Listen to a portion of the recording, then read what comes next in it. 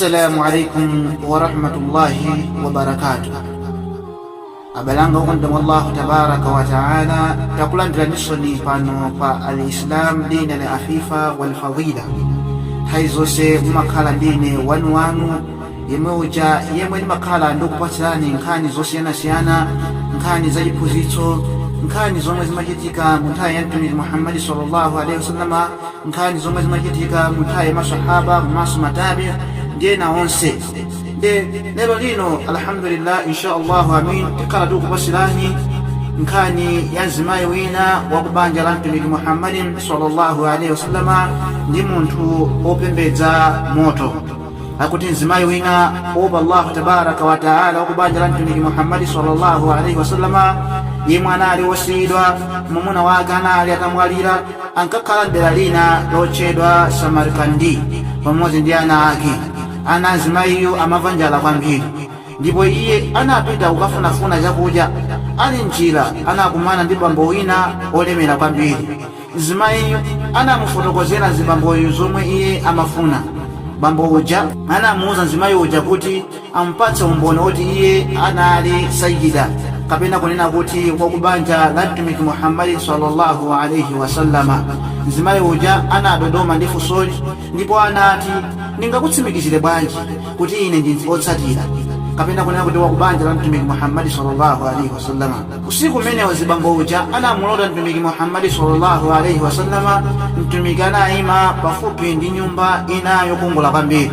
Bambo uja adaona nyumba ija anamufunsa Mtumiki Muhammad sallallahu alaihi wasallam kuti inali ya ndani. Mtumiki Muhammad sallallahu alaihi wasallam ananena kuti nyumbayo inali ya Islamu. Bambo uja ananena kuti anali Islamu ndipo anampempha Mtumiki Muhammad sallallahu alaihi wasallam ngati angampatse nyumbayo. Mtumiki Muhammad sallallahu alaihi wasallam anamuuza kuti ndionetse umboni kuti ndiwe Islamu.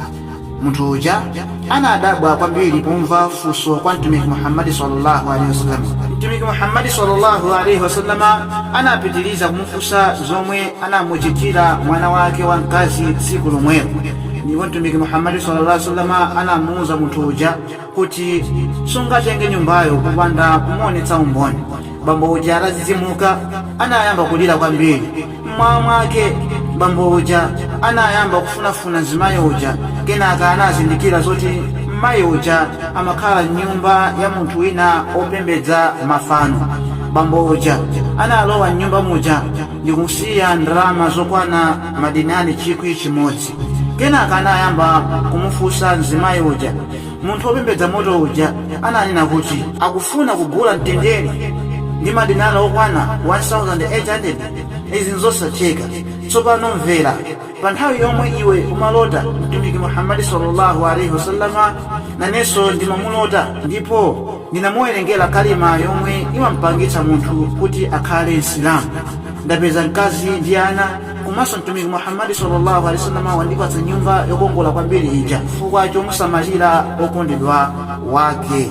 Abalanga okondedwa Allah tabaraka wa ta'ala, ichi ndi phunzitso kwa ife zilo kwa ife kunena kuti tiye tisamale anthu tikwaona kuti awawa ndokhulupirira anzathu ndokondedwa pamaso pa Allah tabaraka wa ta'ala ndi asilamu anzathu. Tiye tisamalire tikatero tikhala kunena kuti tikupanga zomwe Allah tabaraka wa ta'ala akufuna komanso mtumiki wake.